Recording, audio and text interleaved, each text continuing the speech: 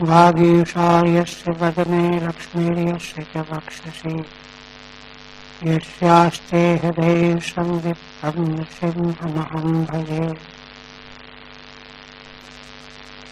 विष्णुसर्गविसर्गादि भवलक्षणलक्षितम् श्रीकृष्णाख्यं परं धाम जगद्धाम नमामि तत्।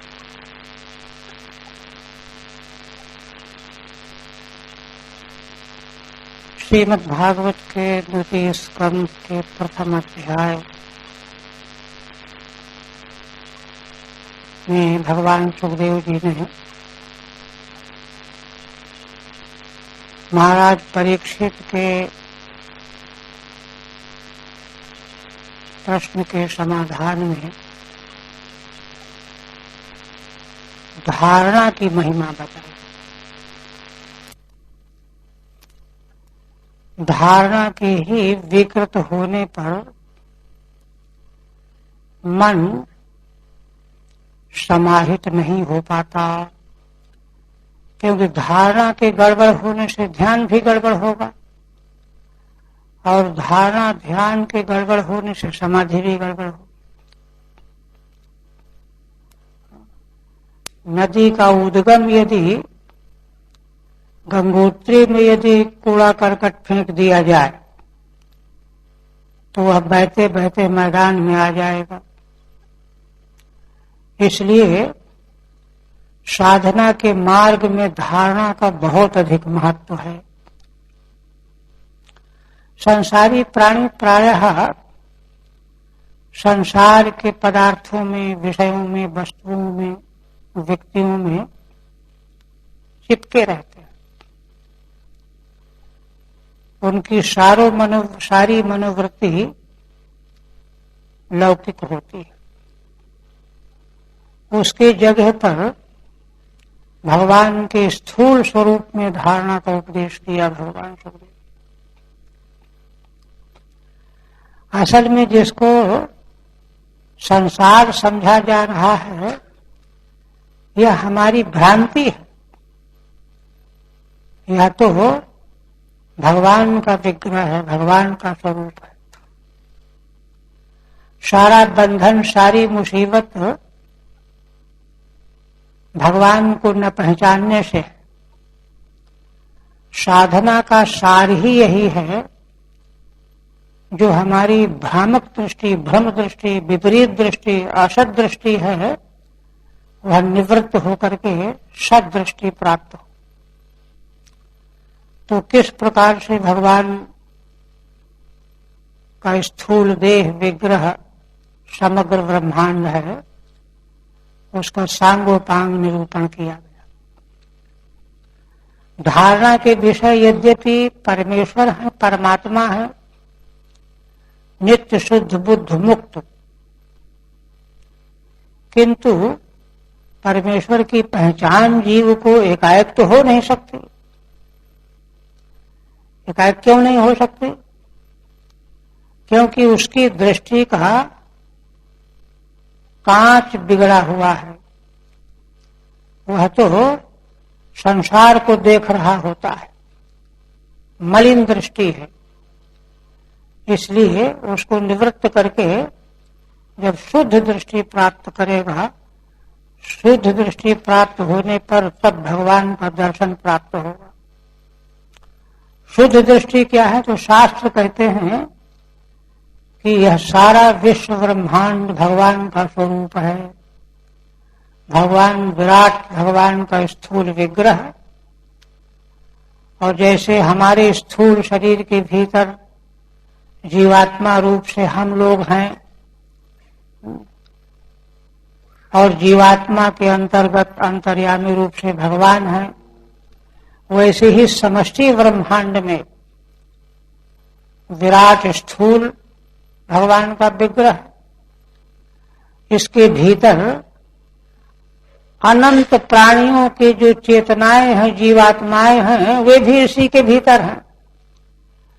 और उन अनंत चेतनाओं, जीवात्माओं का प्रेरक तत्व अंतर्यामी परमेश्वर परमात्मा भी वही है। इस रूप में ध्यान करना है, धारणा स्थापित करनी है। तो पूर्व में श्रीधर स्वामी ने बताया कि तीनों का अभेद मान करके स्थूल विराट देह, उसके अंतर्गत अनंत जीवात्माएं, चेतनाएं, और सब के अंतर्गत रहने वाला अंतर्यात्मी परमेश्वर परमात्मा, तीनों को अभेद मान करके, भगवान ही मान करके, गुरु की पूजा करते हैं तो पूजा तो देह की करते हैं, लेकिन गुरु मान करके करते हैं ना। इस प्रकार से धारणा बनानी चाहिए। स्थूल सूक्ष्म समग्र पदार्थों का भगवान के विग्रह से कैसा, किस तरह का संबंध है, सारी विवेचना कल पूरी हो गई। और अंतिम उपसंहार में अंतिम श्लोक था ना, उसकी टीका रह गई थी। अंत में धारणा के आश्रय जो भगवान हैं वे कैसे हैं, तो सा सर्वधी वृत्त्यनुभूत सर्वः आत्मा यथा स्वप्न जनेक्षितैकः तम सत्यमानंद निधिं भजेत नान्यत्र सज्जेत यत आत्मपातः। सा सर्वधी वृत्त्यनुभूत सर्वः, विराट जीव और अंतर्यामी, स्थूल सूक्ष्म और सूक्ष्मतम, तीनों का भेद है। तो अंतिम जो सूक्ष्मतम अंतर्यामी भगवान है, वे ही यह सारा विश्व ब्रह्मांड के रूप में प्रकाशित हो रहे हैं, विलसित हो रहे हैं। इस समग्र विश्व दृश्य प्रपंच को भगवत स्वरूप के रूप में दर्शन करना है। कैसे? कहते हैं कि उनको हम कैसे पहचाने? सर्वधी वृत्त्यनुभूत सर्वः, विश्व ब्रह्मांड के जितने भी जीवात्मा हैं, प्राणी हैं, मनुष्य, देवता, दानव, पशु पक्षी आदि, सबके भीतर बुद्धि है। धी माने बुद्धि। ये बुद्धियां अपने अपने ढंग से, जिसकी जैसी बुद्धि है, वृत्ति का व्यापार करके अनुभव कर रहा है। ये घट है, ये पट है, ये पशु है, ये पक्षी है, ये मैं हूं, ये वह है। यह सारी अनुभूति जो कर रहा है अंतर्यामी रूप से बैठा हुआ, अनुभूत सर्वः, वही आत्मा है, अनुभव करने वाला दृष्टा आत्मा है, दृश्य नहीं। दृश्य तो दृष्टा, दृष्टि ही सृष्टि है। दृश्य तो दृष्टा का संकल्प जन्य परिणाम है, यह विवर्त है, कुछ भी कहिए। वही आत्मा है। दृष्टांत दिया यथा स्वप्न जनेक्षितैकः, जैसे स्वप्न दृष्टा पुरुष अनेक जनों को, शरीरधारियों को अलग अलग देखता रहता है। देखने वाला एक और देखे जाने वाले पदार्थ अनेक, नाना। उसी तरह से नानात्व पूर्ण ब्रह्मांड में, विश्व ब्रह्मांड में, है ना, वस्तु पदार्थों का, भावों का नानात्व भले हो, लेकिन उनका दृष्टा एक है। वही अंतर्यामी परमेश्वर परमात्मा है। और परमार्थ सत्य वे ही हैं। तम सत्यमानंद निधिं भजेत, वे ही परमार्थ सत्य हैं। स्वयं ही स्वरूप में विलसित हो रहे हैं और आनंद के समुद्र हैं, आनंद निधि हैं। उन्हीं का भजन करना चाहिए। भजन करे, विधिलिंग लकार है। नान्यत्र सज्जेत यत आत्मपातः, और कहीं भी अपने मनोवृत्ति चित्त को नहीं ले जावे, क्योंकि और कहीं भी मनोवृत्ति ले जाने पर आत्मा का पतन हो जाएगा। ये मूल हो। ठीक है।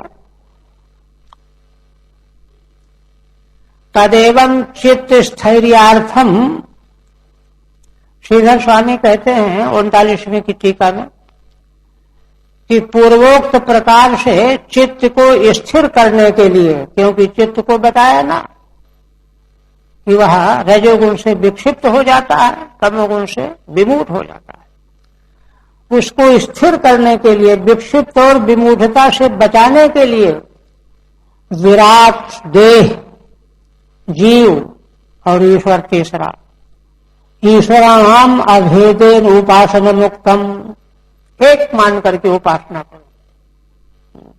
जैसे बालक को परिचय करा जाए तो देखो ये तुम्हारे पिता है, देखो ये तुम्हारी माँ है, देखो ये गुरु।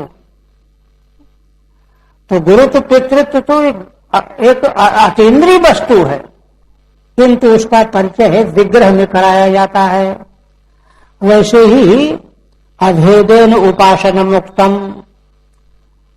अच्छा, उपासना तो प्रारंभ में, प्रारंभिक साधन के मार्ग में उपासना तो इस तरह से कही गई शास्त्र के द्वारा, किंतु उसका लक्ष्य क्या है ना? लक्ष्य है तत्व तो देह जीवाद ईश्वरे प्रविलाप, देह जीवो, उनमें से पहले दो को, देह को, स्थूल देह को, जीवों को ईश्वर में प्रविलापित कर देना चाहिए, विलीन कर देना चाहिए।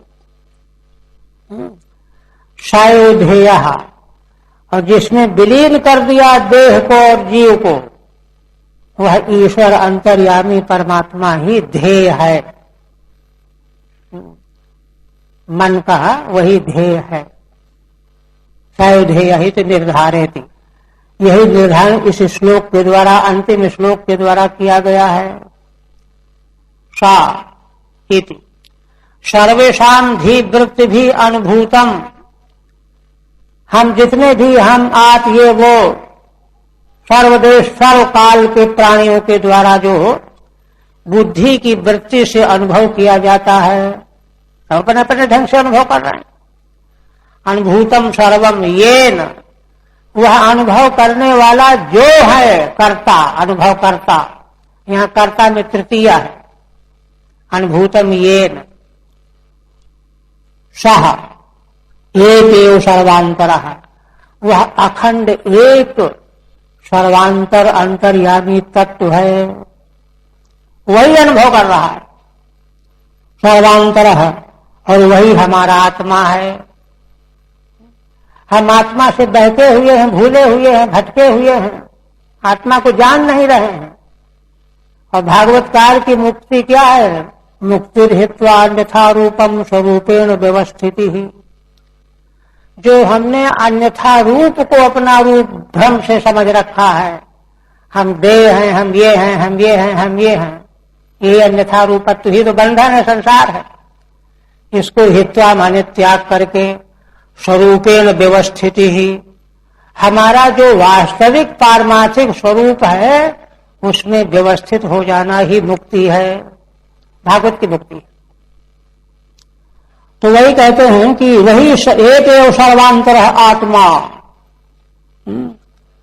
और वही सर्वांतर आत्मा ही परमार्थ सत्य है, उसी का भजन करे विधिवाक्य। तम सत्यमानंद निधिम भजे तो अन्यत्रोपलक्षण न सज्जेत, अन्य में उपलक्षण के लिए जो देह विराट कहा गया, जीव कहा गया, वहां वो तो उपलक्षण है, क्योंकि हम उसी को पहचान रहे हैं, उसके अलावा हम जान ही नहीं रहे हैं। तो जहां हम बैठे हो वहीं तो यात्रा करेंगे, इसलिए अन्यत्र है ना उपलक्षण न सज्जे, तो वहां संसक्त न हो। तो विश्व ब्रह्मांड तो उपलक्षण है भगवान को प्राप्त करने का, उसमें संसक्त न हो, परमात्मा में आसक्ति बनानी है। यह तो आत्म आसंगात आत्मनः पातः संसारो भवति, क्योंकि संसार से आसक्त, उपलक्षण से आसक्त होने में है ना पात हो, संसार हो जाएगा, संसारो भवति, आत्मा का पतन हो जाएगा, संसार सामने आ जाएगा, संसारे में रह जाएंगे। एकस्य तत्तत् इंद्रियैः सर्वानुभूतौ दृष्टान्तः। श्रीधर स्वामी कहते हैं कि दृष्टा तो एक है, किंतु वह तत्त इंद्रियों के द्वारा 7 प्रकार के विषयों का अनुसंधान करता है। जैसे देखिए, वही स्वप्न देखने वाला दृष्टा जागृत में भी, अभी मैं नेत्र से रूप देख रहा था, अब मैं कान से संगीत सुन रहा हूं, अब मैं पांव से चल रहा हूं, अब मैं हाथ से ग्रहण कर रहा हूं। यह सब करने कराने वाला तो एक है। वह समग्र इंद्रियों के द्वारा नाना पदार्थों को ग्रहण करने वाला है। इसलिए एकस्य तत्त इंद्रिय सर्वानुभूत दृष्टांत, उसी में दृष्टांत है। स्वप्न जना नाम ईक्षिता यथा। स्वप्न जना नाम माने स्वप्न में दृश्य जो पदार्थ हैं, पशु पक्षी है ना, तत्व जो है, देवता दानव मानव आदि, इनको देखता रहता है। देखने वाला तो एक ही है, दिखाई देने वाले अनेक हैं। स्वप्ने ही कदाचित बहून देहान प्रकल्प, क्योंकि स्वप्न दृष्टा कभी कभी इस स्वप्न में बहुत देहों की कल्पना कर लेता है। यहाँ गौएं चल रही हैं, वहां शेर बैठा हुआ है, वहां नदी बह रही, वहां पहाड़ है, ये सब कल्पित कर लेता है ना।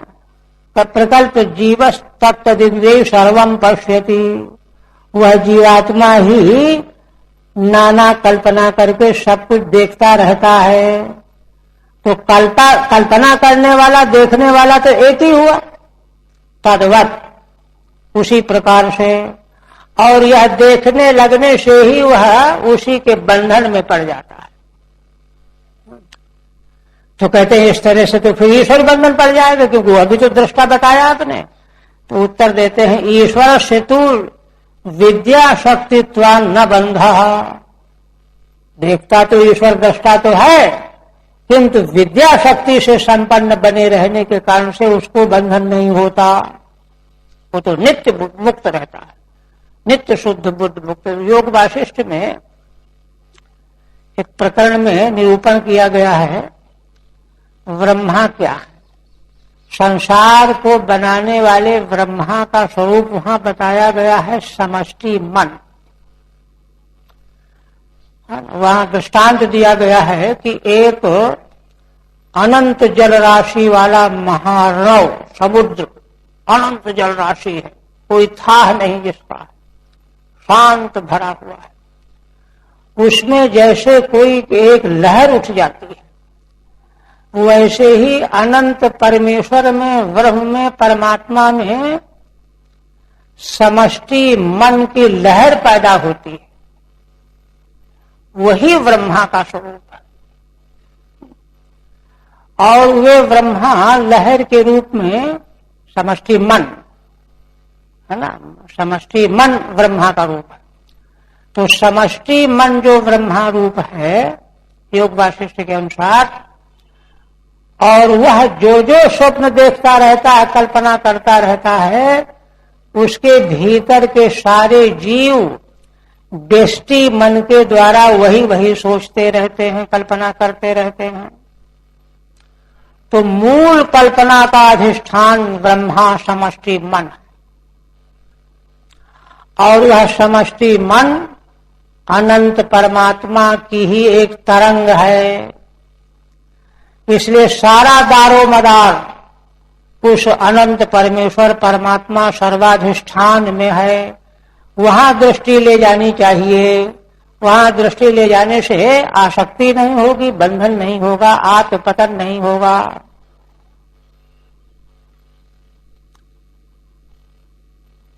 अब इसके बाद द्वितीय अध्याय। दूसरे अध्याय में क्या है? द्वितीय तो ततस्थूल धारणा तो जितम मनः। पिछले दिन हमने संकेत किया था कि ये दोनों अध्याय भगवान ने जो उपदेश आरंभ किया है सुखदेव जी ने, वह दोनों अध्यायों के द्वारा वह उत्तर पूरा हुआ। इसलिए प्रथम अध्याय का जो विषय, धारणा का विषय जो बताया गया, इसके अब और आगे ले चल रहे हैं। वही कहते हैं द्वितीय तु ततः स्थूल धारणा तो जितम मनः। सबसे प्रथम प्रारंभिक अवस्था में साधक को स्थूल धारणा में अपने चित्त को, मन को लगाना चाहिए। माने भगवान का जो स्थूल विग्रह विराट देह है, विश्व प्रपंच, इसमें मन को लगावे। और जब मन पर विजय मिल जाए, माने मन में ये सारा विश्व ब्रह्मांड भगवान का तत्त अंग प्रत्यंग है, अवयव है, ऐसा पक्का हो जाए, तब सर्वसाक्षिण सर्वेशे विष्णु धार्यमितीर्यते।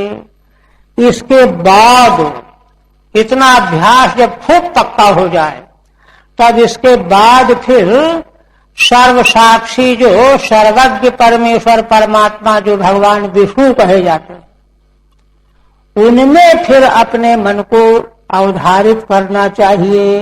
यह बात दूसरे अध्याय में बताई जाएगी। एक बात और बताते हैं, दृश्यालंबन रूपैव मुक्ता वैराग्य धारणा। अभी तक पिछले अध्याय में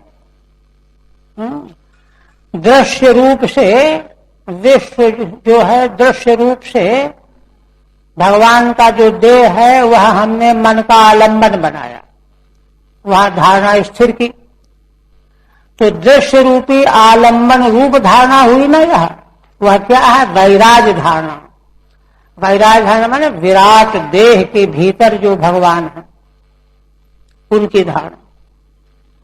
अब यहां आगे क्या कहना है? अभी तक तो यही कहा गया, इहोच्यते तो तत्साध्या सर्वांतर्यामी धारणा। किंतु आगे जो विषय लाया जा रहा है, यहां पर क्या कहा जाएगा, है ना? इह उच्यते तो सत्साध्या, तत्साध्या माने पहले स्थूल दृश्यालंबन वाली धारणा सिद्ध हो चुकी हो, उसी को अधिकार है इसमें, तो उसके द्वारा साध्य क्या होगा? सर्वांतर्यामी भगवान की धारणा तब बन पाएगी। और पहले वाली धारणा अगर नहीं बनी तो दूसरी धारणा कथमपि नहीं बनेगी। अच्छा, ये दोनों में अंतर आया, दोनों अध्यायों के विषय में। आप देखिए, पहली जो धारणा दृश्य आलंबन रूपा कही गई, उसका कितना बड़ा महान फल है। उसका फल असल में क्या है? देखिए, श्रीमद् भागवत शास्त्र तो वेद रूपी कल्पतरु का फल है ना, तो इसमें समग्र वेदार्थ अनुस्यूत है, व्याप्त है, जैसे फल में रस व्याप्त रहता है। तो यहां पर वेद का सिद्धांत है, वैदिक कर्मकांड प्रकरण में सर्वोत्कृष्ट कर्म है अश्वमेध यज्ञ और उसका विज्ञान। कर्मकांड की दृष्टि से अश्वमेध यज्ञ प्रक्रिया और उसका विज्ञान, इससे बढ़ करके वेद का दूसरा कोई कर्म नहीं। और इसका फल क्या है? इसका सर्वोच्च फल है ब्रह्मा पद प्राप्त कर लेना। अश्वमेध यज्ञ कोई कर ले या उसका विज्ञान प्राप्त कर ले, बृहदारण्यक में चर्चा की गई, तो ब्रह्मा पद प्राप्त कर लेता है। और ब्रह्मा पद प्राप्त करके उसमें सबसे बड़ा फल है, इससे बड़ा कोई फल नहीं, ब्रह्मा से बड़ा कौन? ब्रह्मा का पद प्राप्त करके वह संसार का रचयिता बन जाता है, संसार को रचने लगता है। ये सामर्थ्य ब्रह्मा में आ जाती है। ब्रह्मा माने पूर्व कल्प के यजमानावस्था में जिन्होंने अश्वमेध यज्ञ का अनुष्ठान किया है, उसका विज्ञान प्राप्त किया है। यद्यपि उस कल्प में अनुष्ठान करने वाले बहुत रहे होंगे, विज्ञान करने वाले भी बहुत रहे होंगे, उन्हें वेद में निर्णय किया गया है कि सबसे ज्यादा अंक जिसको मिले, जैसे चुनाव में जो सर्वोच्च होता है उसी को तो चयन होता है, तो सर्वोच्च जो यजमान हुआ उसका चयन किया गया ब्रह्मा पर। वे ब्रह्मा प्रकट हो गए, भगवान के नाभि कमल से प्रकट हुए, समझ लीजिए। जो प्रकट होने वाला ब्रह्म वे हैं। अच्छा, उनको संसार की रचना करनी है, भगवान ने इसीलिए प्रकट किया, किंतु वो चक्कर में पड़े हुए रचना हम कैसे करें, क्या बनावे क्या ना बनावे। यद्यपि पहले तो संसारी रह चुके हैं, यजमान की अवस्था में तो सब उनको अनुभव था, लेकिन अब तो नहीं है कुछ भी। तब फिर उन्होंने भगवान के स्थूल विग्रह स्वरूप की धारणा की, ये धारणा जो बताई गई पीछे, इस धारणा को करने के बाद उनमें वह सामर्थ्य आ गया, तब संसार बनाने लायक बन गए। सारे विश्व ब्रह्मांड का उनको बोध प्राप्त हो गया, ज्ञान प्राप्त हो। ये फल है स्थूल वैराग्य धारणा का, दृश्यालंबन रूपा का यह फल बताया जा रहा है। वही कहते हैं तत्र तावत पूर्वोक्त धारणा या अवांतर फल। देखिए, अभी जो पीछे धारणा बताई गई दृश्यालंबन रूपा, उसका अवांतर फल क्या है? पारमार्थिक वास्तविक फल तो यह है कि उसके फल की आकांक्षा न करो, फल से निरपेक्ष हो जाओ। निरपेक्ष हो जाओगे तो आगे जो धारणा बताई जा रही है उसमें करने की योग्यता आ जाएगी। जैसे देखिए, वैदिक कर्म अगर सकाम किया जाता है तो फल दे करके पूरा हो जाता है, मेहनत किया मजदूरी मिल गई। किंतु अगर निष्काम किया जाएगा, निष्काम करने पर क्या होगा? उसका अंतःकरण शुद्ध होगा, अंतःकरण शुद्ध होकर के उसमें वह योग्यता आ जाएगी जो आगे बढ़ने में काम आएगी। तो पहले अवांतर फल क्या हुआ बता रहे हैं। श्री शुकवाच एवं पुराधारयात्मयोनिर्नष्टां स्मृतिं प्रत्यवरुध्य तुष्टात् तथा ससर्जेद ममोह दृष्टिर्यथाप्ययात् प्राग व्यवसाय बुद्धि। कहते हैं कि राजन देखो, यह जो हमने उपदेश किया, आपको बताया, इसी प्रकार से पूरा माने पहले कल्प में, है ना, धारणा करके आत्मयोनि माने ब्रह्मा, नष्टाम स्मृतिम प्रत्यवरुद्ध तुष्टात्, तुष्टात् भगवतः, भगवान के अनुग्रह से, इसी धारणा के प्रभाव से जो उनकी स्मरण शक्ति नष्ट हो गई थी, संसार विषय विज्ञान ही विस्मृत हो गए थे, वह उनको फिर से प्राप्त हो गई। तो और प्राप्त होकर के क्या किया? तथा ससर्ज इदम अमोघ दृष्टि, फिर तो उनकी दृष्टि अमोघ हो गई और जैसा पहले कल्प में संसार बना हुआ था वैसा ही संसार बना दिया। तथा ससर्जेद ममोघ दृष्टि, तथा माने उसी प्रकार से। किस प्रकार से? यथाप्ययात् प्राग व्यवसाय बुद्धि, जैसा प्रलय के पहले संसार था वही संसार उन्होंने फिर से बना दिया। देखिए, यहां पर एक विज्ञान भी समझना चाहिए। पहले जैसा संसार था का मतलब यह है कि जीव जगत में यात्रा करते करते, संसरण करते करते, कोई कितनी दूर तक पहुंचा, कोई कितनी दूर तक पहुंचा, उसके कितने कर्म शेष रह गए हैं, अब आगे इसको कहां से आगे बढ़ना है, यह सारा विज्ञान उनको प्राप्त हुआ। जो तो वही बना देंगे तो फायदा क्या हुआ? इसलिए अनंत जीवों के अनंत कर्म, उन अनंत कर्मों के अनंत फल, फलों के ढंग, फल कैसे प्राप्त हो, यह सारा विज्ञान यहां तक फल मिल गया, आगे यह कहना है। जैसे कथाओं में यहां तक कथा हो गई, आगे यह कथा होगी। इस तरह से संसार को बनाया। यथाप्ययात् प्राग व्यवसाय बुद्धि, क्योंकि ब्रह्मा जी की बुद्धि जो है व्यवसाय माने निश्चयात्मिका बन गई। क्यों निश्चयात्मा बन गई? इसी धारणा के प्रभाव से। पीछे जो धारणा को उपदेश किया गया, इसके प्रभाव से ब्रह्मा जी की दृष्टि निश्चयात्मिका बन गई कि बस यही है, कोई भ्रांति नहीं। ठीक है ना? एवं यह धारणा, इस प्रकार से जो धारणा पीछे बताई गई, तया तुष्टाद हरे है, उसी धारणा को स्थापित करने से भगवान प्रसन्न हो गए और पूरा प्रलय समय नष्टाम सृष्टि स्मृतिम प्रत्यवरुध्य, और प्रसन्न हुए भगवान के द्वारा प्रलय के समय में जो उनकी स्मृति नष्ट हो गई थी वह फिर से भगवान के अनुग्रह से प्राप्त हो गई। प्रवतरुद्ध माने लब्ध्वा, प्राप्त कर लिया। और किसने प्राप्त कर लिया? ब्रह्मा जी ने प्राप्त कर लिया। अप्रयात प्रागिदम विश्वम यथासीत, प्रलय के पहले यह संसार जैसा था, है ना, यथासीत तथा ससर्ज, वैसे ही रचना कर दिया। व्यवसायत्मिका बुद्धि यश सहा, क्योंकि उनकी निश्चित बुद्धि हो गई थी।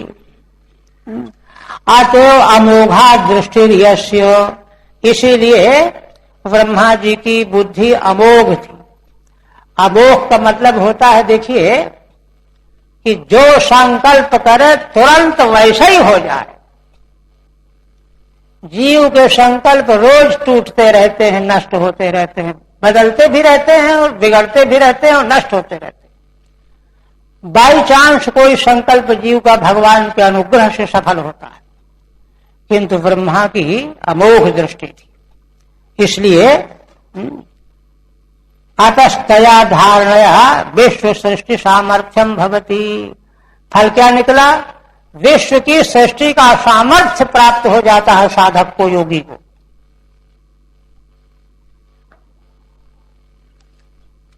इसके बाद आप कहते हैं ये तो कितना बड़ा फल, देखिए बहुत बड़ा फल है, और बल्कि यदि यह कहा जाए कि इससे बढ़कर के फल दूसरा कोई है ही नहीं, किंतु मोक्ष कामी के लिए तो सारे फलों से पर हट जाना असंग होता है। जब कोई साधक इतना असंग हो, निष्काम हो कि इतने बड़े फल की ओर भी लोभ न करे, वैराग्य हो उसको, वही कहते हैं उपासना फलादपि विरक्तस्य। यह जो उपासना, वैराग्य उपासना का फल बताया गया ब्रह्मा को, सृष्टि का सामर्थ्य प्राप्त कर लेना, ऐसे फल से भी जो विरक्त हो जाए, ऐसे साधक का शुद्धात्म धारणा नाम अधिकार, शुद्ध परमेश्वर की धारणा में अधिकार प्राप्त होता है। ये है, देखिए कितनी उच्च कोटि की स्थिति मनोभूमि चाहिए। अतो वैराग्यार्थम सर्वम कर्म फलम निंदति, इसके लिए वैराग्य चाहिए। अब वैराग्य कब होगा? वैराग्य तब होगा कि सारे फलों की निसारता हमको समझ में आ जाए कि अरे ये तो कुछ भी नहीं है, ये तो कुछ भी नहीं है। इसलिए शास्त्र के द्वारा वैराग्य प्राप्त कराने के लिए, है ना, निंदा कर रहे हैं। निंदा का मतलब नहीं निंदा निंदम लिंगम प्रवर्तते तो विधेय स्तोत्र मीमांसकों का सिद्धांत है। शास्त्र जो है निंदा करने के लिए थोड़ा ही है, बुराई भलाई करे। वह तो निंदा इसलिए करता है, निंदा की निंदा करने में तात्पर्य नहीं है, ये वैदिक सिद्धांत है। विधेय की स्तुति में है, अरे भाई क्या इसमें रखा है, इसके उसके आगे तो ये कुछ भी नहीं है, फूस है, ऐसे कहा जा रहा है।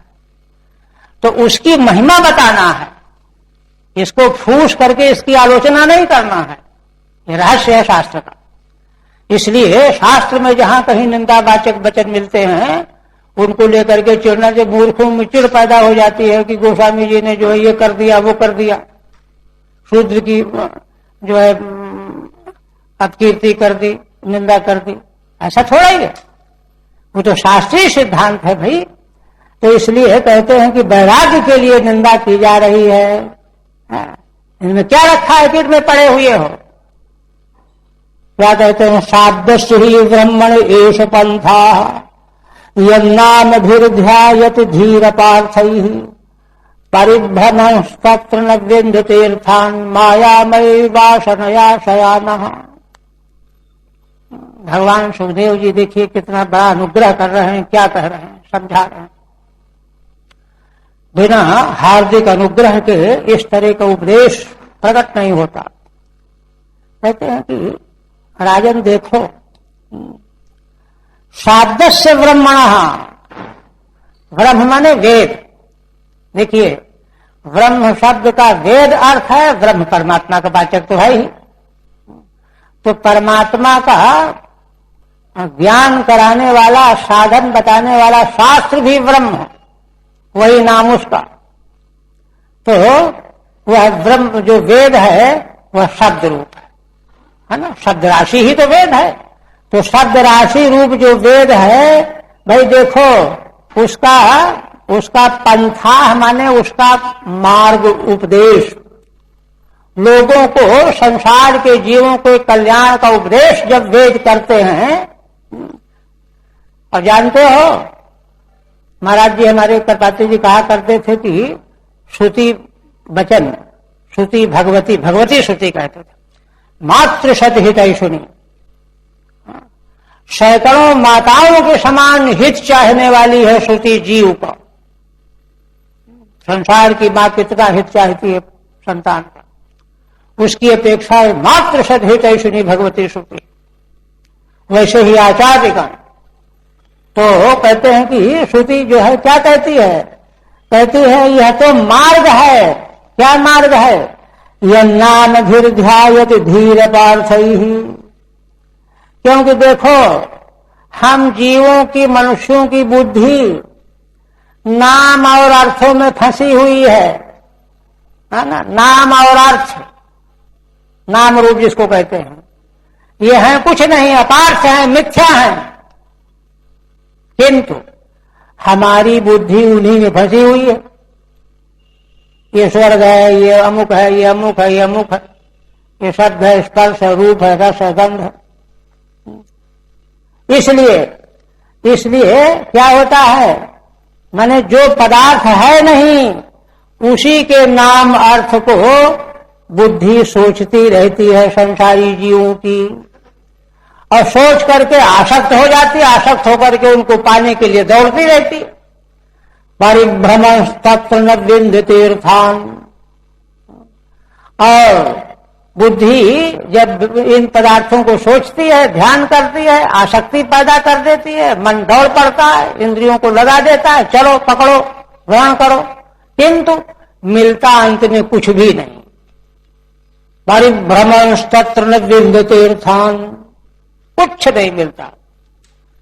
क्यों नहीं मिलता? क्योंकि वह कुछ है ही नहीं, वो तो विलास है। कुछ हो तो मिले। रज्जू में सर्प समझ लिया, अब सर्प पकड़ करके रखेंगे और दिखाएंगे लोगों को, देखो हमने सर्प पकड़ लिया है। क्या है वो? तो सर्प है ही नहीं, कोई चीज ही नहीं। न तीर्थान, है ना। तो कहते हैं कि अच्छा बुद्धि फिर ये क्यों चक्कर में पड़ जाती है? तो भगवान सुखदेव जी कहते हैं मायामयी वासनया शयानः। राजन मायामय वासना में सोया रहता है। संसार भगवान की माया का विलास है। अब माया का विलास कैसा होता है? शायद गौड़पादाचार्य ने, तो किन्हीं आचार्य ने एक श्लोक कहा है, पूर्व क्षीर चयेश नातः ससंग धनुर्धर। हाँ, खपुष्पकृत शेखर। माने आकाश के फूल का तो मुकुट पहने हुए हैं, खरगोश के सींग का धनुष लिए हुए हैं, अब वंध्या पुत्र है, और कछुई के दूध में के समुद्र में स्नान करके चला जा रहा है। देखो कैसा बढ़िया, ऐसा ही प्रपंच। चारों में कुछ भी नहीं है, वंध्यापुत्र भी नहीं, पूर्व का जो है क्षीर भी नहीं, खपुष भी नहीं, खरगोश का सींग भी नहीं। ये है संसार का मायामय स्वरूप। तो मायामयी वासनया शयानः, मायामय में रहता कुछ नहीं है, किंतु पदार्थों की केवल वासना रहती है कि ये है, ये है, ये है। जैसे मृग मरीचिका में पानी वानी है नहीं, लेकिन पानी दिखाई दे रहा है। तो वासना के द्वारा जीव सोया रहता है, और सोया रहता है तो भागता रहता है अर्थ पिशाच की तरह से, बेताल की तरह से। ये स्थिति है। ऐसी स्थिति में वेद भगवान अनुग्रह करने के लिए उसको मार्ग बताते हैं कि भाई ऐसे चलो, ये करो, ऐसे चलो, ये करो। ये है, इसलिए कहते हैं कि भाई, क्योंकि अगर ऐसा नहीं बताया जाएगा तो भटकता ही रहेगा। इसलिए कहता है वेद भगवान कहते हैं कि भाई ये कर्म करो, स्वर्ग मिल जाएगा। क्यों? जिन भोगों के लिए तुम लालायित होकर के भटक रहे हो, मिल कुछ नहीं रहा है, तो ऊंचे भोगों को प्राप्त करो। ऐसा करोगे तो ये मिल जाएगा, ये मिल जाएगा, ये मिल जाएगा। अच्छा, फिर वेद भगवान जैसा कहते हैं वैसा उसको मिलता भी है, क्योंकि अगर मिले ना तो करेगा ही नहीं। इसलिए जैसे माँ बालक के ज्वर की दूर करने के लिए उसको कड़वी दवा पिलाने की लाज देती है कि इसको पी लो तो मैं लड्डू दूंगी, लड्डू दे देती है, तो बालक प्रसन्न होकर के पी लेता है। नहीं एक बार कह दे और ना दे तो फिर पिएगा नहीं दोबारा। तुमने झूठ कहा था, लड्डू दिया नहीं तुमने, इसलिए लड्डू देती भी। तो वेद भगवान इस प्रकार से जीव को उबारते हैं। गर्त में पड़े हुए जीव को उबारने का ढंग है वेद का। टीका, अतो वैराग्यार्थम सर्वम कर्म फलम निंदति।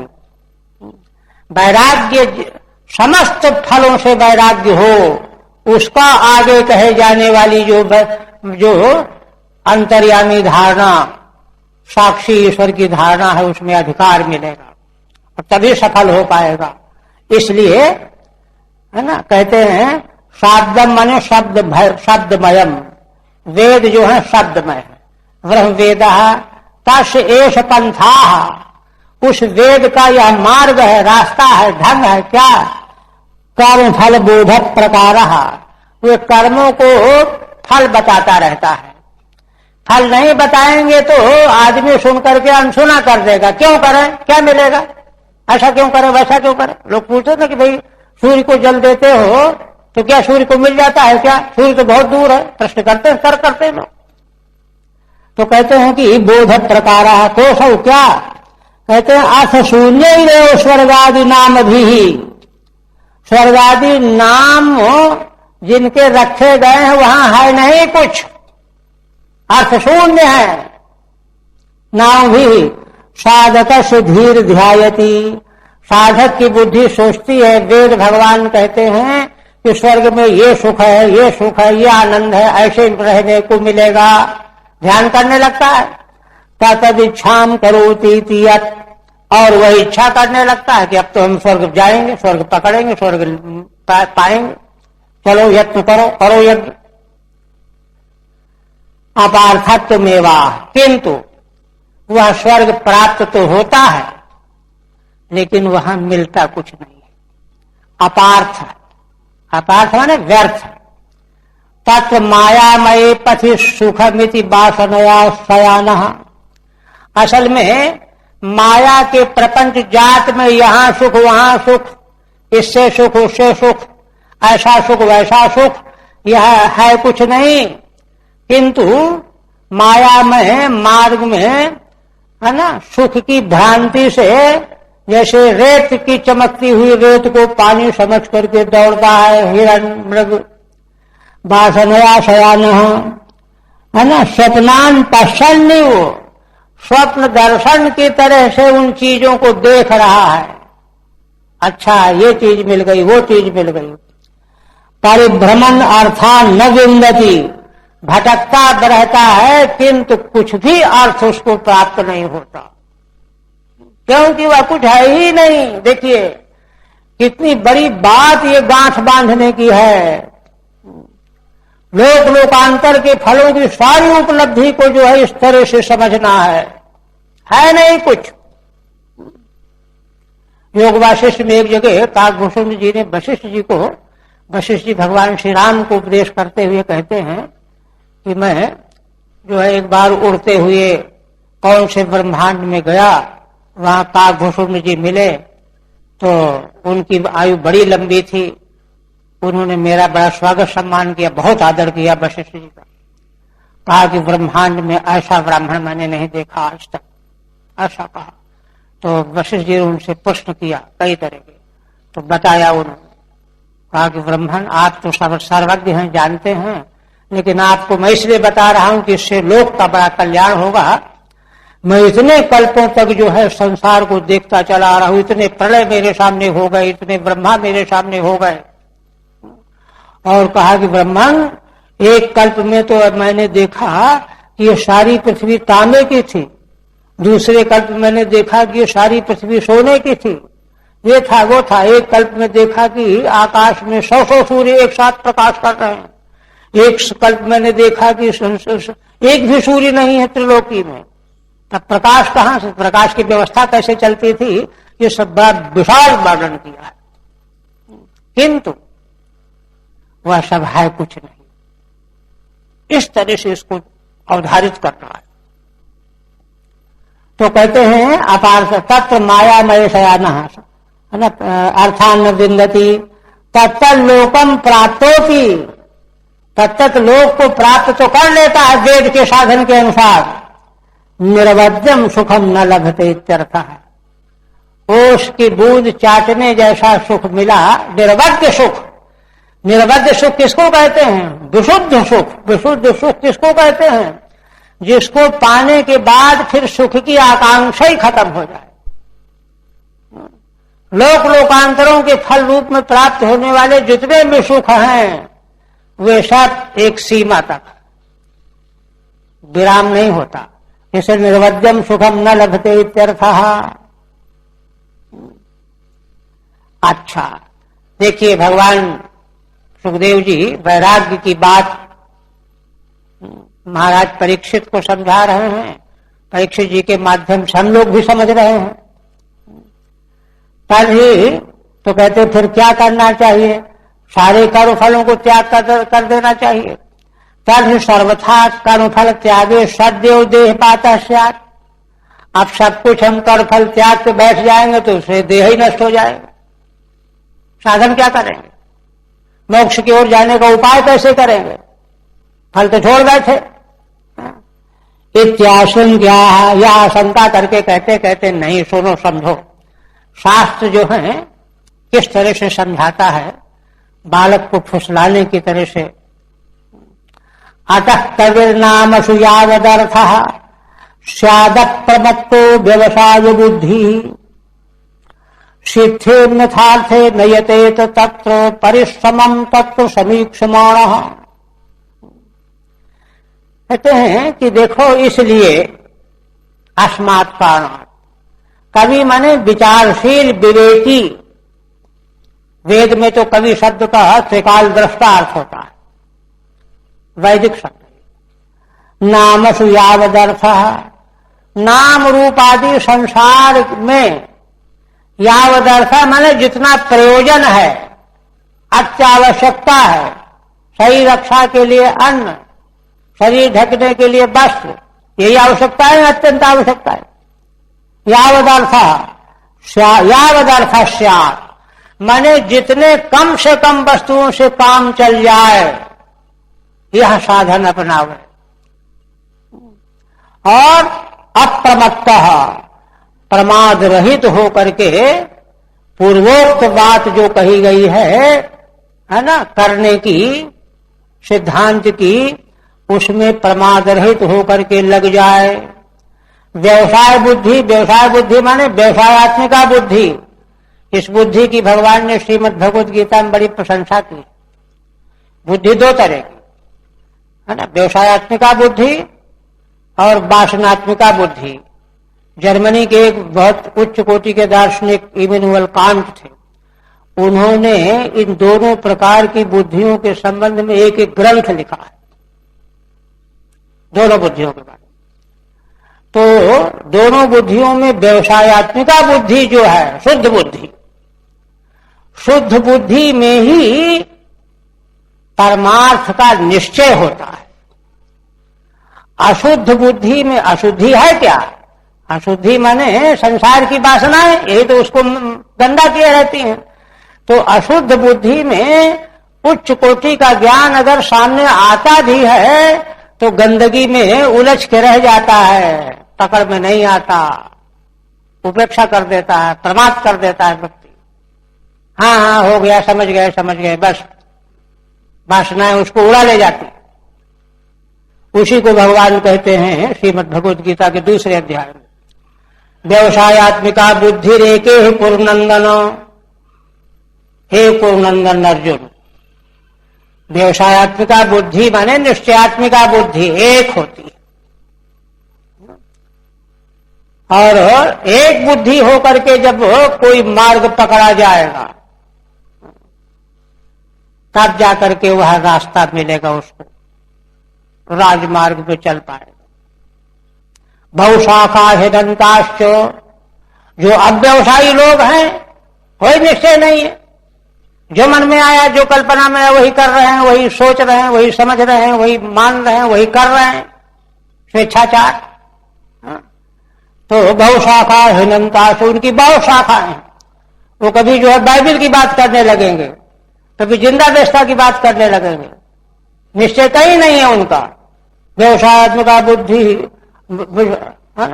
बहुशाखा हिदंताश्च बुद्धयो अव्यवसायी नाम।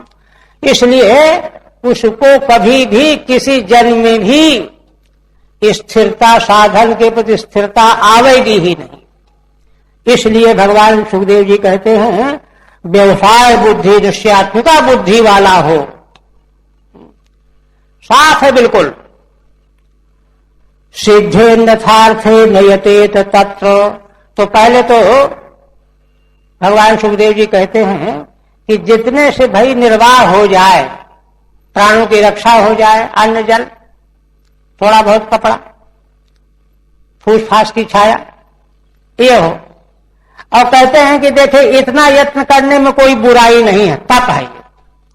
सिद्धे नथार्थे नयते तो तत्र। लेकिन मान लो बिना कुछ किए अन्न भी मिल गया, जीवन रक्षा के लिए जल मिल गया, तो फिर अन्न के लिए दौड़ भाग क्यों, फिर जल के लिए दौड़ भाग क्यों? अन्यथा अर्थे सिद्धे न यते, तो फिर और हम ज्यादा ले आवे, शाम के लिए ले आवे, कल के लिए ले आवे, यहीं से मूर्खता शुरू हो जाती। न यतेत तत्र परिश्रमम तत्र सवीक्षमाः। बल्कि और माने दूसरी टाइम की चिंता करने में, दौड़ भाग करने में परिश्रम देखना चाहिए। अरे हटाओ, कौन खटपट करे, अजगर करे न चाकरी, क्या है वो, पंछी करे न काम, ये है। तो इस तरह से टीका, तद सर्वथा कर्म फल त्यागे सद्योग देहपात स्यादित इत्याशंका है, इस आशंका पर कहते हैं। अतः कविर नामसु नाम मात्रेषु भोग्येषु। श्रीधर स्वामी कहते हैं कि विचारशील व्यक्ति को चाहिए कि नाम में, नाम माने देखिए, नाम का मतलब यह है कि ये जो जरूरत की चीजें तुम देख रहे हो ये नाम मात्र हैं। देखिए, रक्षा तो असल में भगवान के द्वारा हो रही है, वस्तु क्या है, लेकिन हम में इतना विश्वास नहीं, साहस नहीं, धैर्य नहीं, हिम्मत नहीं। सप्तम स्कंद में प्रहलाद जी ने भगवान की स्तुति करते हुए कहा कि भगवान, ये सब उल्टी खोपड़ी की सोच है कि जो है हम दवाई से स्वस्थ हो जाएंगे, विष से स्वस्थ हो जाएंगे, और ये कर लेंगे तो वो हो जाएगा, ये कर लेंगे, कुछ नहीं। दवा आदि भी, रक्षक भी तभी काम करता है जब आपका अनुग्रह उसके साथ में सम्मिलित होता है। भगवान के अनुग्रह के बिना संसार में किसी वस्तु का कोई उपयोग नहीं, कोई महत्व नहीं। ये है वहां। इसलिए श्रीधर स्वामी कहते हैं कि ये सब जितने नाम हैं ये केवल नाम मात्र के भोग हैं।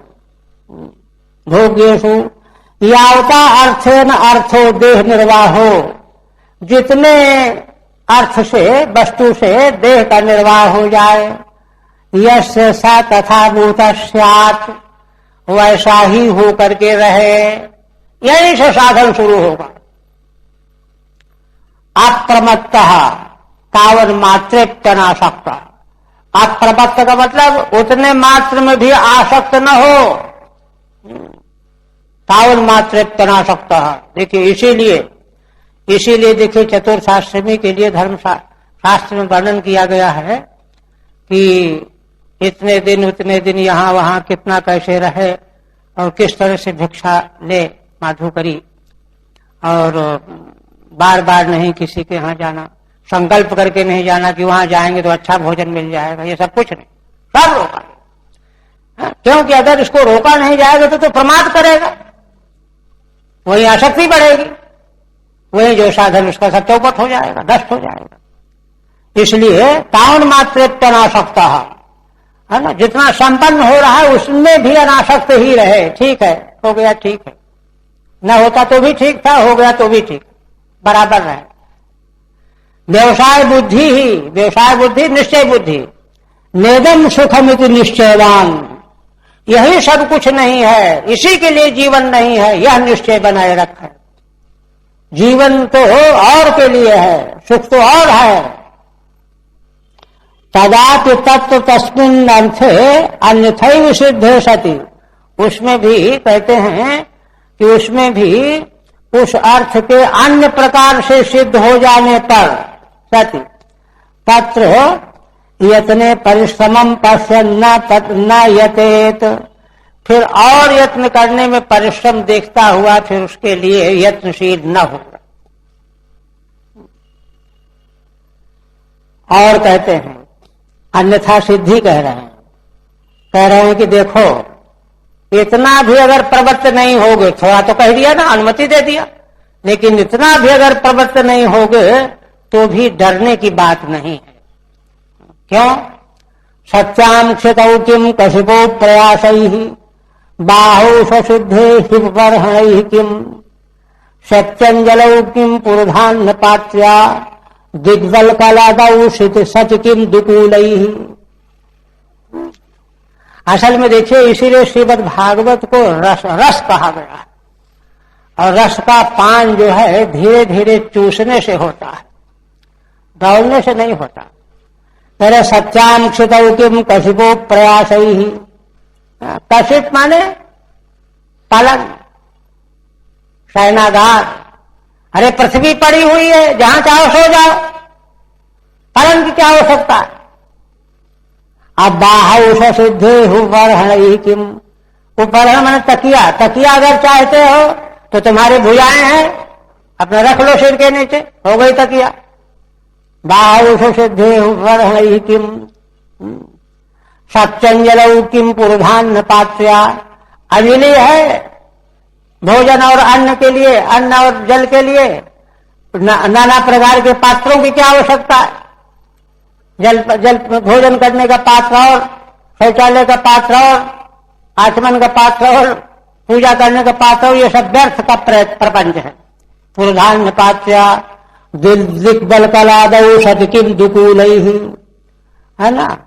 अच्छा, दुकूल माने वस्त्र। कहते हैं कि अगर अपने को ढकना चाहे तो दिशाओं से ढक लो, दिगंबर हो जाओ। दिशाएं ही, दिगंबर माने क्या होता है, दिग एवं वरम वस्त्रम यस्य, दिशा ही जिसका वस्त्र है, लपेटा हुआ है।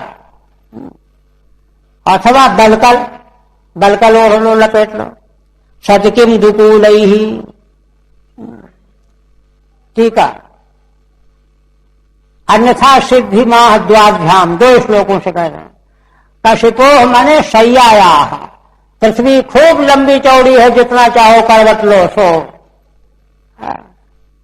और सदा सिद्धे बाहु सति उपवर्णैः उच्छीर्षकैः, तकिया की क्या आवश्यकता है ना। हमारी भुजाएं हमारी तकिया का काम कर देंगी। पुरुधा बहु प्रकार या अन्न पात्र, अन्न के अनेक तरह के पात्र, ये चाय बनाने का, ये हलवा बनाने का। भोजन पात्र किम, और कहते हैं क्षीराणि किं पथ नशन्ति दिशन्ति भिक्षाम् नैवाङ्घ्रपाः परभतः सरितोऽप्यशोष्यन् वृद्धा गुहाः किमजितो वतिरूपसन्नान् कस्माद् भजन्ति कवयो धनुर्मदान्धान्। देखिए भगवान सुखदेव जी कितना बड़ा अनुग्रह करके जैसे किसी बालक को मां समझाती। एक वाक्य महाराज कृपात्री जी महाराज ने एक वेद का स्वरूप और प्रामाण्य पर एक जगह लिखा है कि जैसे मां कहती है कि बहुत लोग एक किसी के घर में भोजन के लिए जा रहे थे, बालक हम भी जाएंगे, तो कहा कि नहीं वो भोजन तुम्हारे लायक नहीं, लेकिन वो जिद करने लगा तो कहा कि जा विष खा ले। तो विष खिलाने में तात्पर्य थोड़ा है मां का, तो हो ही नहीं सकता, किंतु उसका तात्पर्य है कि शत्रु के घर में भोजन करना माने विष भोजन करने जैसा है, इसलिए कभी भूल करके भी भोजन नहीं करना चाहिए, तात्पर्य है। उसी प्रकार से यहां आक्षेप करते हुए कहते हैं, जैसे कई बालक जो है खेल में ज्यादा मन लगाते हैं ना, तो माता पिता उनको कहते हैं कि 24 घंटे खेलते रहोगे क्या, ये करते रहो क्या, वो करते रहो क्या। उसी तरह से क्षीराणि किं पथ नशन्ति दिशन्ति भिक्षाम्, अरे भाई वस्त्र चाहिए तो क्या रास्ते में चिथड़े नहीं पड़े हुए हैं, चीर टुकड़े, वस्त्र के खंड टुकड़े फेंके हुए, और भोजन के लिए चाहते हो तो दिशन्ति भिक्षाम नैवांघ्रपाः, अंघ्रिपाः माने वृक्षा, क्या वृक्ष लोगों ने भिक्षा देना बंद कर दिया है, फल नहीं दे रहे हैं, है ना। और जबकि ये वृक्ष जो है परभता माने दूसरों के लिए ही जीवन धारण किए रहते हैं, वृक्ष स्वयं थोड़े फल खाते हैं, वो तो फल पैदा करते हैं, दूसरों को खिलाने के लिए पैदा करते हैं। तो जिन वृक्षों को दूसरे के खिलाने के लिए फल पैदा करना है, क्या उन्होंने फल देना बंद कर दिया है क्या? नदियां स्वयं पानी थोड़े पीती हैं, दूसरों के लिए बह रही हैं, तो क्या वो नदियां सूख गई हैं क्या? पर्वता सरितोप्यशोष्यन्, नदियां भी सूख गई हैं क्या? और रही बात यह कि आराम करने की एकांत जगह चाहिए, तो रुद्धा गुहा, क्या गुफाएं रुद्ध हो गई हैं, वहां शिलाएं बंद कर दी गई, घुस नहीं सकते हो क्या? और सबसे बड़ी बात और है ना, कि मजितो वचनोपसन्नान्, है ना, अजित माने भगवान परमेश्वर परमात्मा, जिनको भक्त के अलावा कोई जीत ही नहीं सकता। भक्त से तो भगवान पराजित हो जाते, किंतु और कोई नहीं जीत सकता। ऐसे भगवान के वचनोपसन्नान्, जो भी उनके शरण में जाता है, क्या उन्होंने उसकी रक्षा करने का काम बंद कर दिया है क्या, कि भाई अब हम नहीं रक्षा करेंगे? ऐसा तो है नहीं। फिर भी कस्मात् भजन्ति कवयो धन दुर्मदान्धान्, फिर भी यहां कवि सब त्रिकालज्ञ विवेकी परमार्थ का पथिक उसको कह रहे हैं कि वे भी, देखिए नाजान साधारण लोग जो हैं चक्कर में पड़े तो बात दूसरी है, किंतु वे भी कस्मात् भजन्ति कवयो धन दुर्मदान्धान्, धन से दुर्मदान्ध, क्योंकि असल में धन की अभिलाषा और भोग की अभिलाषा, संसार की अभिलाषा के चक्कर में पड़ने पर यही फंसाव होता है। ठीक है, नन दिक् सद्भाव नाम नग्नत्व में, कहते हैं कि दिशाएं तो हैं, दिशाएं रुद्ध नहीं हुई हैं, किंतु उससे तो नग्न ही रहना पड़ेगा। और बलकलम अन्नम तोयम वासस्थानम तु यांचा प्रयत्नम बिना कथम प्राप्त, है ना, फल है, अन्न है, जल है ना, और निवास स्थान है, तो यांचा का प्रयत्न की बिना कैसे मिलेगा? कथम प्राप्त तत्वाह, कहते हैं कि नहीं, फिर फटे पुराने कपड़े जो फड़े हुए हों, पड़े हुए, उनसे काम चला लो। रत्न वस्त्र खंडान, परान बिभ्रति पुष्णंति फलादिभिर ये। इसी प्रकार से परभृतः जो दूसरों को फल दे करके पालन पोषण करने वाले हैं, वे वृक्ष क्या फल देना बंद कर चुके हैं? रुद्धा गुहा गिरदरिया, पहाड़ों की कंदराएं गुफाएं क्या रुद्ध हो गई हैं? जा नहीं सकते हो वहां। ननु कदाचित ऐसाम अलाभे, कहते हैं मान लो कभी कहीं ऐसी जगह पर पहुंच गए कि ये भी नहीं मिला, है ना, ठीक शुद्ध मैदान है, बेल फल भी नहीं, पानी भी नहीं, तब क्या करोगे? मांगना ही पड़ेगा। कहते हैं कि ननु कदाचित ऐसाम अलाभे किम कार्यम, तब क्या करना चाहिए? तत्राह, कहते हैं आज तो हरि ही, भगवान का भाव तो कभी नहीं होगा। अजित जो श्री हरि हैं, उपसन्नान शरणागतान किम न अवति न रक्षति, जो भी उनके शरण में आता है क्या उसकी वे भगवान रक्षा नहीं करते हैं क्या? कितनी कितनी विपत्तियों में, है ना, भगवान ने गजराज की रक्षा की, मां ने द्रौपदी की प्रतिष्ठा की रक्षा की। कितने ज्वलंत उदाहरण हैं ये मौजूद हैं। नावती न रक्षति किम शब्द से पूर्वत्रात संबंध, किम चीरा पथ चीराणि न संति, किम, है ना, नैवांघ्रिपा भिक्षाम दिशंति, ये सब जगह किम को लगा देना चाहिए। धनेन यो दुर्मदस्तेषाम, है ना, तेन अंधार नष्ट विवेकान, फिर भी धन के दुर्मद से जो अंधे हैं, असल में ये बात यहां ये कह रहे हैं कि धन का जो मद होता है वह उसी धन का मद होता है जो अधर्म की कमाई से पैदा होता है। धर्म का परित्याग करके जो धन संग्रह किया जाएगा वह धर्म में नहीं लगेगा, किंतु जो यथाशास्त्र धन का संग्रह होता है वह मद उत्पन्न नहीं करता। श्रीमद् भगवद गीता के 6वें अध्याय में अर्जुन के प्रश्न का उत्तर देते हुए भगवान ने वहां अर्जुन को बताया है, शुचि नाम श्रीमताम गेहे योग भ्रष्टो भी जाते, जो योग भ्रष्ट हैं, साधन में लगे हुए पूरा नहीं हुआ, बीच में से पात कोई बात आ गई, तो ऐसे लोग पवित्र धनवान के घर में जन्म लेते हैं, घरों में जन्म लेते हैं। शुचि नाम श्रीमताम, जैसे महाराज जनक, अश्वपति, रघु, ये तो ज्वलंत उदाहरण। वर्तमान इतिहास भी देखिए, महाराणा प्रताप सिंह जिस समय मुगलों से, है ना, धर्म की रक्षा, राष्ट्र के गौरव की रक्षा के लिए युद्ध में तत्पर थे,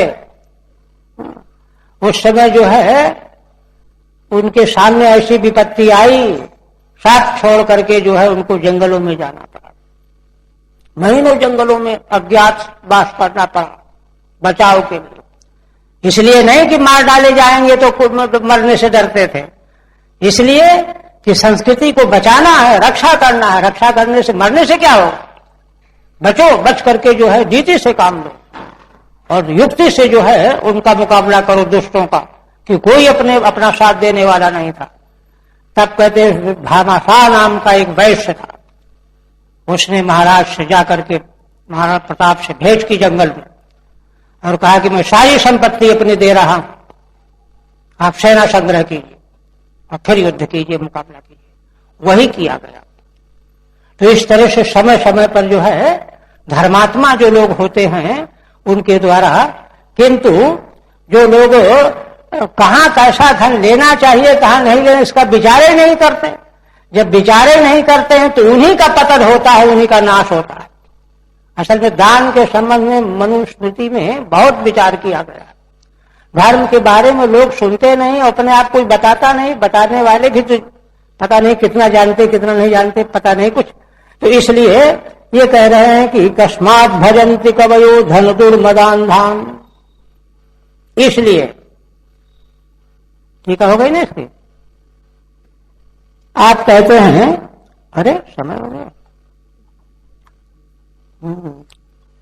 आप कहते हैं इस तरह से देखिए, अब ये तो वैराग्य की बात है, सूक्ष्म अंतर्यामी की धारणा की ओर ले जा रहे हैं भगवान सुखदेव जी। उतना वैराग्य हो वही इसमें लग सकता है। एवं स्वचित्ते स्वत एव सिद्धा आत्मा प्रियोर्थो भगवान अनंतः तम निर्वृतो नियतार्थो भजेत संसार हेतु परमश्च यत्र। इसलिए क्या करना चाहिए? इतना बड़ा वैराग्य और प्रमाद रहित होकर के रहना, ये सब हो। तो कहते हैं देखो, इस तरह से जो भगवान सभी प्राणियों के चित्त में अपने आप मौजूद हैं अंतर्यामी रूप से, और जो भगवान ही हमारी आत्मा बने हुए हैं। पिछले दिन बताया हमने कि आत्मा परम प्रेमास्पद है ना। इसको सारे संसार के दार्शनिक है ना सैकड़ों वर्षों तक शास्त्रार्थ करके इसका खंडन नहीं कर सकते। परम प्रेमास्पद आत्म तत्व है अपना स्वरूप, बहुत तर्क है इस पर, और इसीलिए वह परम प्रेमास्पद है, प्रिय है। अर्थ माने वही परमार्थ है, और उसी रूप में भगवान हमारे भीतर मौजूद हैं। जो भगवान अनंत हैं, ये नहीं कि हम में है आप में नहीं है, उनमें नहीं, उनमें सब में है, वो तो अनंत है। अनंत होने से सब में वही है, सबकी आत्मा भी वही है, सब में वही है, और सबके प्रिय भी वही हैं, क्योंकि आत्मा सबको प्रिय होता है। उन्हीं का भजन करना है। तम निर्वृतो नियतार्थो भजेत।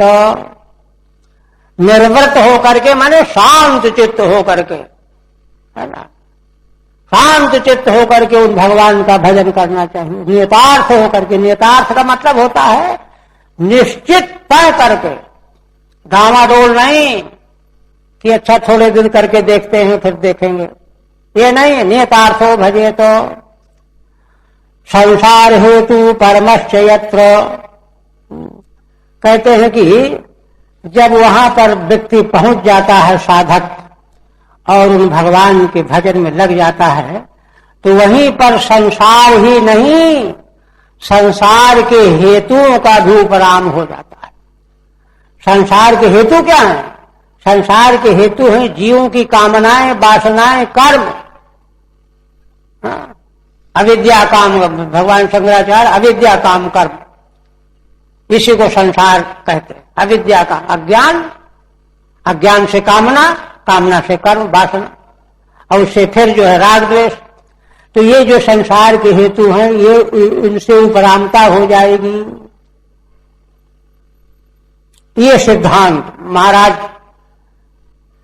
परीक्षित का जो प्रश्न था कि क्या करना चाहिए, वह यह उत्तर आया। और कहते हैं इसको पक्का करने के लिए कहते हैं कि देखो राजन, कितने आश्चर्य की बात है। कष्टाम त्वनाद्रप्य परानि चिंताम ऋते पशून श्रुतिम नाम युज्यात्। राजन देखो, अच्छा टीका रह गई क्या इसकी? अच्छा, 5वें की ना, नानु दीक्षत छठवें की। अच्छा हाँ, तदा तेन किम कर्तव्यम हरिष्ट सेव्य इत्याह। फिर माने चारों ओर से वैराग्य प्राप्त करके उसको क्या करना चाहिए? तो भगवान श्री हरि की सेवा करनी चाहिए, हरि भजन। एवं विरक्त संस्तम भजेत। क्यों उनका भजन करे, और किसी का भजन क्यों न करे? तो कहते हैं भजनीय का भजन किया जाता है, जो भजन के योग्य होता है। भजनीयत्वे हेतवः, भगवान श्री हरि ही भजनीय है। क्यों? स्वचित्ते स्वत एव सिद्धा। वे हमारे एकदम पास में हैं, हमारे चित्त में स्वयं स्थित है, दृष्टा रूप में, ज्ञाता रूप में। यतः आत्मा, और वे हमारी आत्मा हैं, और अतएव प्रिय, इसलिए परम प्रिय हैं। प्रिय से चा सेवा सुख रूपैव। जो हमको प्रिय लगता है उसकी सेवा सुख रूप होती है। बालक प्रिय होते हैं माता पिता, माता पिता उनकी बड़े प्रेम से सेवा करते हैं, सुख रूपैव, है ना। अर्थ सत्यो न तु अनात्मन मिथ्या। कहते हैं कि वे भगवान ही सत्य परमार्थ हैं, अनात्मा की तरह से वे मिथ्या नहीं हो सकते। भगवान भजनीय गुणश्च अनंतश्च नित्यः, वे भगवान भजनीय गुण हैं, अनंत हैं, नित्य हैं। या एवं भूतस्तम भजेत, ऐसे जो भगवान है उनका भजन करे। नियतार्थो निश्चित स्वरूप, निश्चित स्वरूप होकर के पक्का मन बना करके पीछे नहीं हटना है। तदनुभवानंदे निर्वृत सन्निधि स्वतः सुखात्मत्वम दर्शितम। कहते निर्वृत का अर्थ यह है कि जब उसमें व्यक्ति लग जाता है तो उसको आनंद अपने आप महसूस होने लगता, अनुभव होने लगता है। और व्यक्ति जो है केवल तर्क करता रहता, करता धरता कुछ नहीं है। तो भगवान तो श्रीधर स्वामी कहते हैं कि अनुभव का जब अनुभव होने करने लगेगा तो अनुभव से आनंद आएगा। निर्वृता सन्निधि स्वतः सुखात्मत्वम दर्शितम, वह सुख स्वयं जो है प्राप्त हो जाएगा। किंच यत्र यस्मिन् भजने सच संसार हेतोः अविद्यायाः उपरमो भवत नाशो भवति। और सबसे बड़ी बात यह है कि उन भगवान का भजन करने वाले की अविद्या जो संसार का हेतु है वह उपरम हो जाती है, उसका नाश हो जाता है।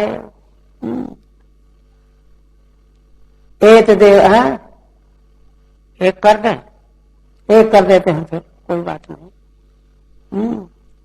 एक देवान्य चिंता निंदया दृढ़यति, इसी बात को भगवान सुखदेव जी दृढ़ करने जा रहे हैं। क्योंकि मनुष्य को अच्छी तरह से संभाला न जाए तो सुन करके एक कान से सुना दूसरे कान से निकाल देता है। तो क्या कहते हैं कि देखो, है ना, कष्टाम तनादृत परानुचिंताम, पर माने भगवान परमेश्वर परमात्मा, उनका चिंतन छोड़ करके, अनादृत माने अनादर करके, भगवान के भजन की उपेक्षा करके कौन ऐसा मनुष्य होगा। रीते पशुओं की जाने दो, पशु तो बेजान जानते नहीं कुछ, उनको छोड़ करके कौन मनुष्य ऐसा होगा जो ऐसा न करके असतीम नाम युंजियात, अपने चित्त को असत संसार की वासनाओं में ले जाएगा। विचारशील तो ऐसा नहीं करेगा। एक बात। दूसरी बात और कहते हैं कि उस हालत में पशु असल में पशुओं को, जैसे देखिए घड़ा जो है न अपने को जानता है न दूसरे घड़े को जानता है, मकान न अपने को जानता है न दूसरे मकान को जानता है, ऐसे पशु जो है अपने को नहीं जानते और क्या जानेंगे।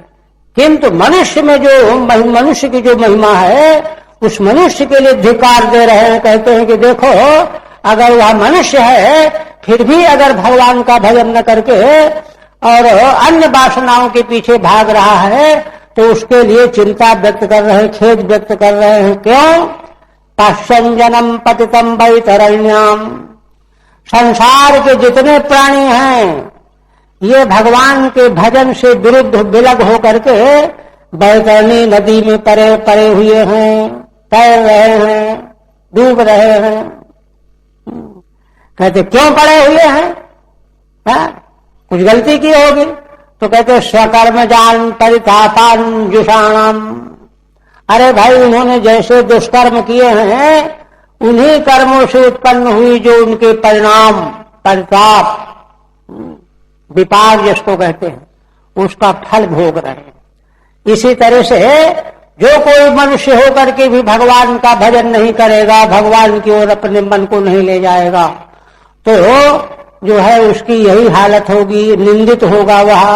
और यह देख करके भी, संसार के दूसरे लोगों को देख करके भी उसको होश नहीं आ रहा है कि लोग जो हैं बैतरणी नदी में डूब उतरा रहे हैं। टीका, ताम तथा भूताम परस्य हरे अनुचिंताम, ऐसी जो भगवान की भजन की चिंता है करनी और धारणा है, धारणाम अनादृत भगवान में धारणा का अनादर करके न करके पशून कर्म जदान धिया, बिना जो पशु हैं, कर्म जड़ हैं, दूसरे उपद्रव में लगे हुए हैं, उनको छोड़ करके विचारशील मनुष्य ऐसा नहीं हो सकता। यथा पशुरेवायम सदेवानामित श्रुते है। यहाँ तक कि वैदिक कर्मकांड में जो लगे हुए हैं, भगवत भजन से विमुख हैं, तो उनको भी वेद भगवान कहते हैं कि वे पशु हैं देवताओं के। पशुरेवायम सदेवानाम, क्योंकि देवताओं को ही पोषण करते रहते हैं, अपने परमार्थ की चिंता ही नहीं करते। श्रुति कहती है असदीम विषम चिंताम को नाम कुरियात। असद जो हो विषय चिंता है, वासनाओं के विषय, उनकी चिंता कौन समझदार करेगा। तया चिंतया वैतरण्याम पतितम, क्योंकि वही चिंता करने से दूसरे लोग वैतरणी में गिर चुके हैं, डूब रहे हैं। तत्वच स्वकर्म जान आध्यात्मिकादि क्लेशान सेवमानम, और वहीं बैतरणी नदी में पड़े हुए अपने कर्म के फलस्वरूप आध्यात्मिक, आधिदैविक, आदि भौतिक क्लेशों को भोग रहे होते हैं। सेवमानम जन्म पश्यन, उनको ऐसे भोग भोगते हुए देख करके भी तुम्हारी आंखें नहीं खुलती हैं। बैतरणी यमश द्वारस्था नदी, बैतरणी जो है ना, यमराज के द्वार पर बहती है नदी, उसको पार करके जाना पड़ता है। पार करने में ही जीव की दुर्दशा हो जाती है। कहते हैं कि यहां उसका क्या प्रसंग है, संसार में कहते हैं तत्तुल्याम तत्तुल्यत्वाद संस्कृति बैतरणी, उसी के तुल्य संसार का आवागमन है। यहां बार बार पैदा और मरो, पैदा और मरो, दुख भोगो, तो वैसा ही है जैसे यमराज के द्वार की बैतरणी नदी है। उसी प्रकार का भोग संसार के प्राणियों को प्राप्त होता रहता है, और लोग भोगते हुए दिखाई दे रहे हैं, उनको देख करके भी ध्यान नहीं आ रहा, होश नहीं आ रहा। इससे बड़ी गिलानी चिंता की और क्या बात हो सकती है। बस बोलो सच्चिदानंद भगवान की।